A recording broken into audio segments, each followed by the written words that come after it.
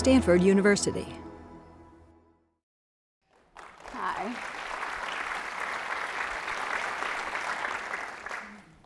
We are born to learn, to develop our skills, to have an impact on the world.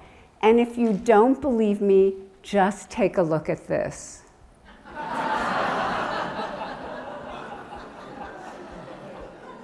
This is a colleague's 5-month-old nephew who just turned on the computer for the first time.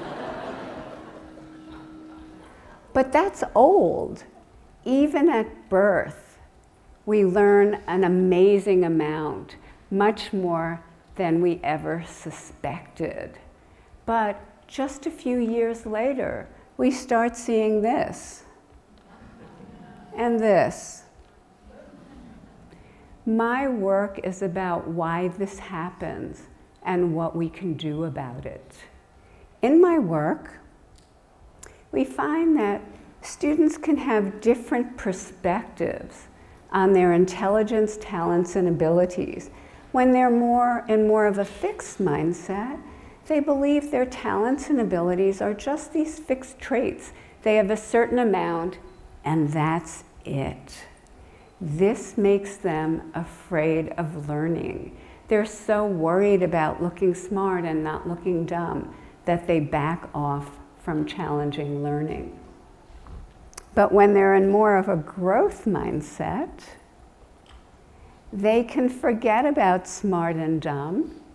They can focus on developing their abilities. As a result, they take on challenges. They are more resilient in the face of setbacks, and they learn more.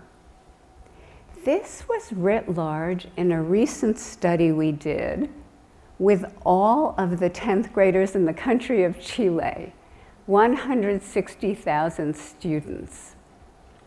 We were able to assess their mindsets, and we had access to their achievement test scores in language and math.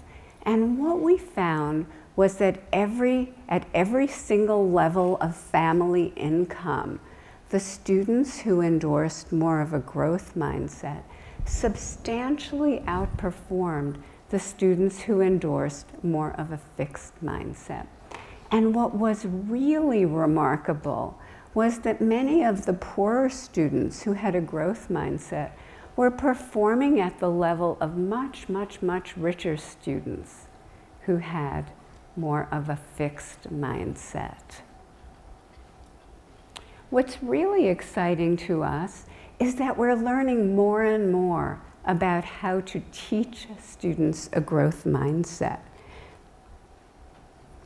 In one of our early studies, we took a bunch of students making that really difficult transition to 7th grade.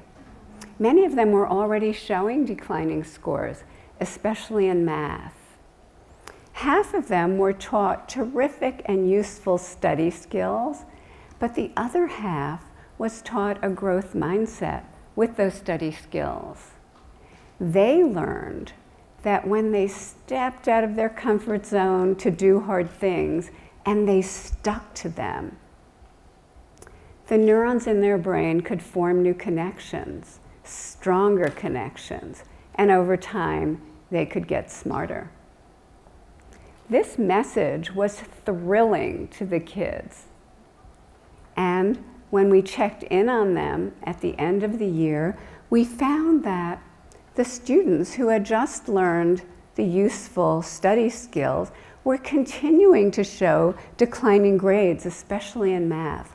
But those that had learned the growth mindset with their skills caught fire and showed a sharp rebound in their grades. Recently, we developed growth mindset modules for university students who are taking computer science. We found that women who went through the modules compared to the control group felt a much greater sense of belonging in computer science. They performed better in computer science, and they intended to take it again in the future. And by the way, the males benefited from that growth mindset message as well. Thinking really big about learning, this fall, headed by David Yeager, a former Stanford PhD student, we launched a nationwide study. We have delivered growth mindset computer-based modules to high school students across the country. And we will now learn for whom it works best, when it works best, and for whom we need to improve our programs, tailor our programs, so that more and more students around our nation can become effective learners again. Also thinking big about learning, we teamed up with computer scientists at the University of Washington to create a new kind of math game for elementary school students. In the typical game, students rack up points for zooming through the game and getting right answers, but not in our game, not in Brain Points. In Brain Points, they got points for sustaining their effort, for trying many strategies, and for making progress. And they did all those things. But the most exciting finding for us was that in the regular game, it was really the high achievers who loved playing it, who played a long time and stayed until the end. But in the Brain Points version, many, many, many more of the lower achievers stayed in, played a long time, stayed till the end. They immersed themselves in this learning because everyone can win at this game. This kind of training changes the meaning of difficulty for students. In a fixed mindset, as you see on the right, when students are in that mindset, difficulty is a bad thing. They want out. And what you see on the left is a student who just made an error and nothing is happening in their brains. They are avoiding that error, running from it. But on the right, you see a student in a growth mindset who just encountered an error. They are processing it deeply and correcting it on the next trial. That's called learning. Now, so far, I've talked about individuals having a mindset.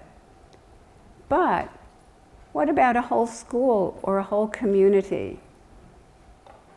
Stephanie Freiberg, who got her PhD at Stanford and is now a professor at the University of Washington, went back to her Native American community where she grew up, and she created a whole growth mindset environment.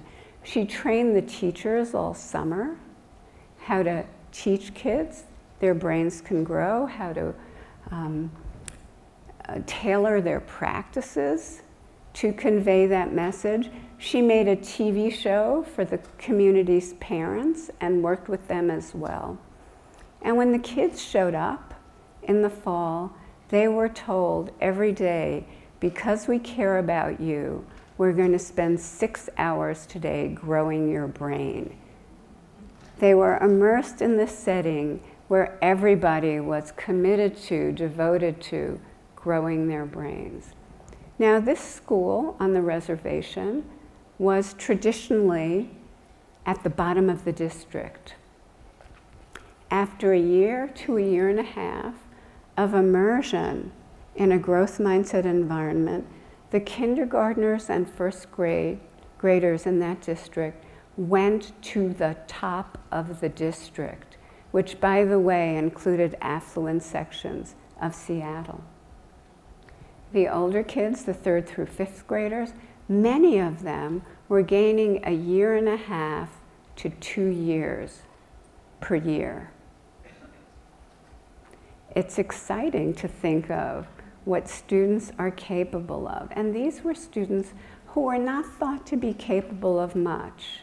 In the end, they were capable of almost anything. Now, in today's world, learning doesn't stop at school. It doesn't stop in the classroom. In a recent study, we looked at a group of Fortune 500 companies, and what we found was that people were very easily able to say whether they were in a growth mindset company that valued everyone's development or a fixed mindset company, which was focused on talent. And what we found was that people in the growth mindset companies said they felt empowered to learn, innovate, and create. And the managers told us they saw much more potential among their young workers for learning, rising, becoming stars within the company. The irony is that in the fixed mindset companies, they're identifying the talent, buying the talent, grooming the talent. But a few years later, they didn't see those people blossoming to the same extent. And thinking very, very big, we have a whole program of research in the Middle East. We are finding that when we teach Israelis, Jewish Israelis, or Palestinians, a growth mindset about groups, the idea that groups aren't fixed, they have the capability to grow and develop. When they learn this, they want to learn more about each other, and they're willing to entertain compromises for the sake of peace. This is a very, very small beginning to a very, very big problem, but we may just have found a takeoff point for learning. Recently, we've encountered a mystery. We always thought adults with a growth mindset would create kids with a growth mindset. It was so nice to think that. Ah, those were the days. But we're wrong. And it turns out that many adults with a growth mindset are not passing it on. And in one study, Kathy Lusun, working with Joe Bowler in the Ed School, found that many math teachers in middle school had a growth mindset. They even said the words growth mindset in their classroom. But unless they were teaching for conceptual understanding, unless they were giving feedback to students that deepen their conceptual understanding, and unless they gave kids a chance to revise, to show their growing understanding, those kids did not develop a growth mindset about math. In my lab, Kyla Heimovitz, my graduate student, and I are finding that many parents endorse a growth mindset. But if they react to their kids' failures or difficulties with anxiety, concern, those kids are not developing a growth mindset.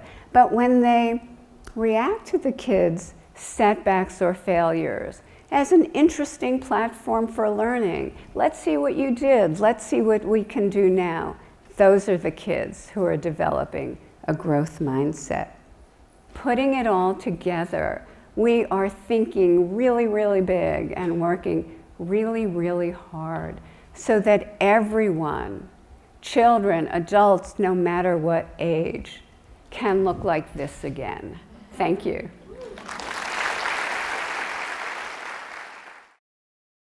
For more, please visit us at stanford.edu.